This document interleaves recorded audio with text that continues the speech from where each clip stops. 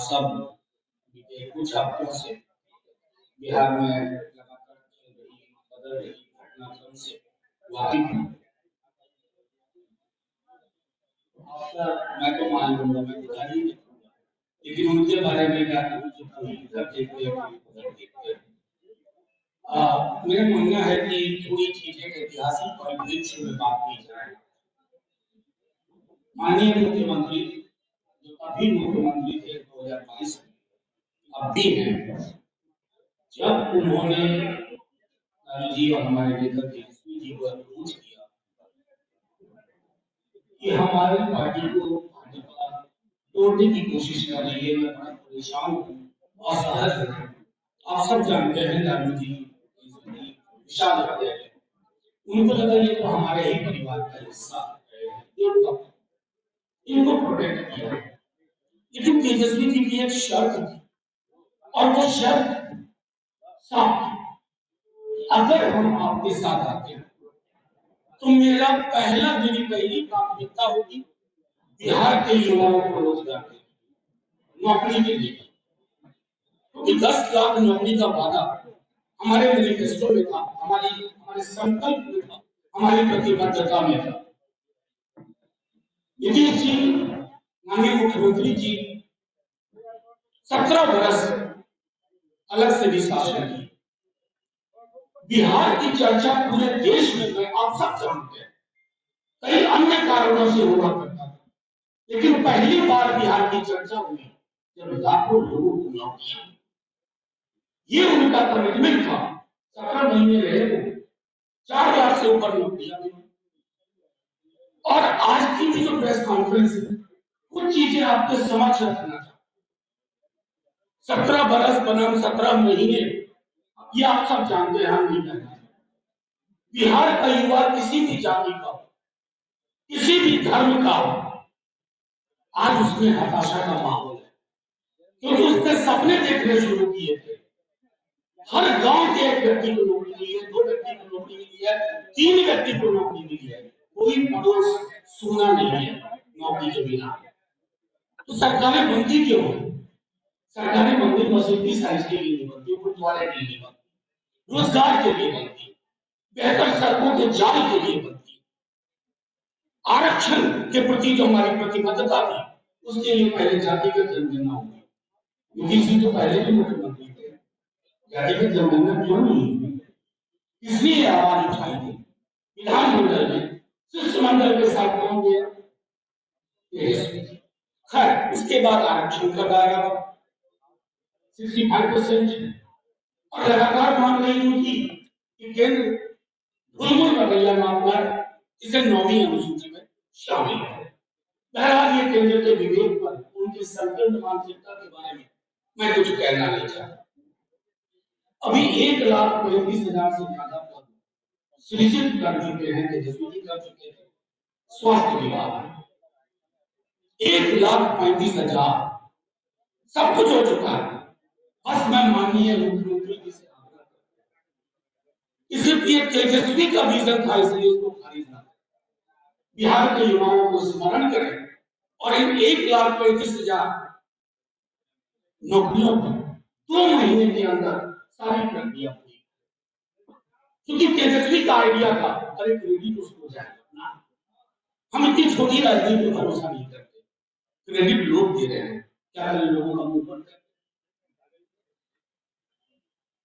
1 लाख शिक्षकों की नियुक्तियां भी पाइपलाइन में करके होनी है।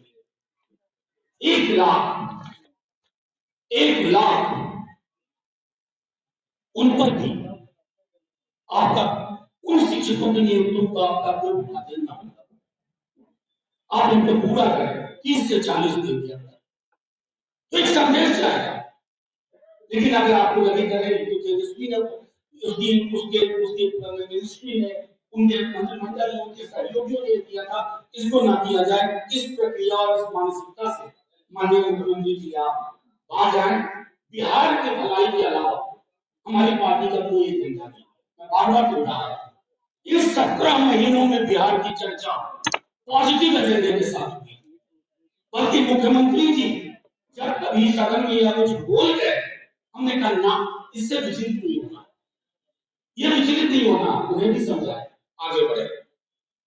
गृह विभाग और अन्य विभागों मसलन सहकारिता, ग्रामीण कार्य विभाग, लोक स्वास्थ्य अभियंत्रण और अन्य विभागों में भी नियुक्तियां चिन्हित कर दी गई।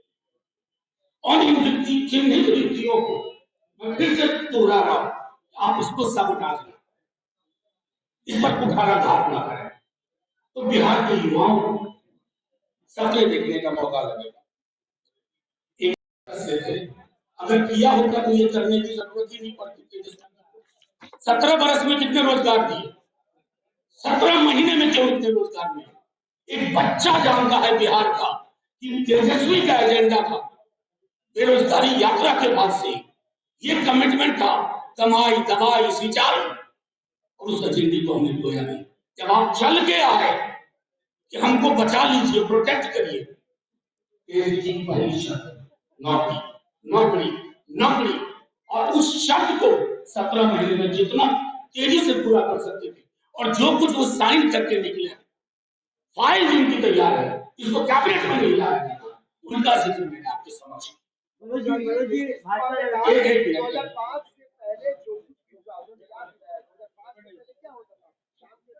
बिल्कुल बिल्कुल, थैंक यू। 2005 के बाद 2015 हुआ, 2015 के बाद 2022 हुआ, ये 2005 के बाद 2015 हुआ, 2015 के बाद 2022 हुआ, और 2005 में जिन बच्चों का जन्म हुआ है वो वोटर नौकरी ढूंढ रहे हैं, उन्हें नौकरी दीजिए। इतिहास की विस्मृतियों में, गलत विस्मृतियों में मत जाइए। मैं अभी भी आग्रह करूंगा, माननीय राहुल गांधी पूरा क्रेडिट दे रहे हैं, जो कास्ट सेंसस बिहार का हुआ उसका क्रेडिट राहुल गांधी दे रहे हैं, क्या वो भूल गए? कास्ट सेंसस का क्रेडिट अगर किसी व्यक्ति को जाता है तो तेजस्वी यादव को, और नेशनल लेवल पर इस सुर में सुर मिलाने के लिए कांग्रेस पार्टी का धन्यवाद, डीएमके का धन्यवाद।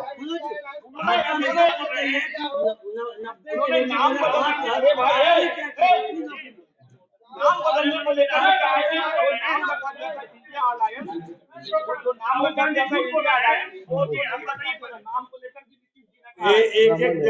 एक व्यक्ति एक बार में पूछिए, मैं पहले उनका सवाल ले लूं फिर आप तक आऊंगा, परेशान ना हो, ले लूंगा सवाल।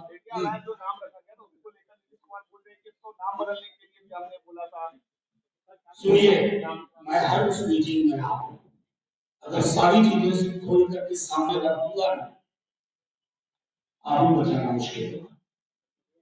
एक सवाल और है, नहीं, एक व्यक्ति से एक सवाल। हाँ, मैं देखिए, नहीं झूठ मत बोलिए, झूठ और सच के बीच में स्केल पे बहुत सारे प्रस्थान बनते हैं। हमने ये मांग उठाई, इस मांग को देश में ट्रैक्शन मिला, और मैं क्रेडिट दूंगा कांग्रेस पार्टी और डीएमके को, जिन्होंने इसके साथ अपने को संबंधित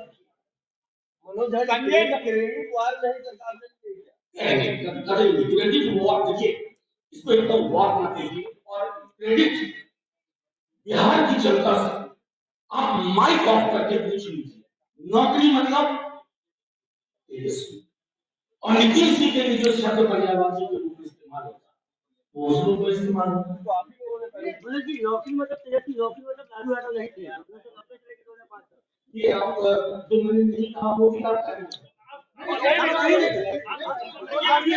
इम्पोर्टेंट सवाल है, कहा है कि नीतीश जी जब घूम रहे थे तो सारे सीएम ने जो विपक्ष थे उन्होंने कहा कि कांग्रेस के साथ नहीं जाना, अलग अलायंस बनाना। क्या तो मैंने आपको पहले कह दिया, इंडिया अलायंस की हर मीटिंग में रहा, बहुत सारी चीजें लिखूंगा और बोलूंगा, बहुत सारी चीजें लिखूंगा और बोलूंगा, बस अभी आप लोग मुझे लोगों के चेहरे पे बनेगा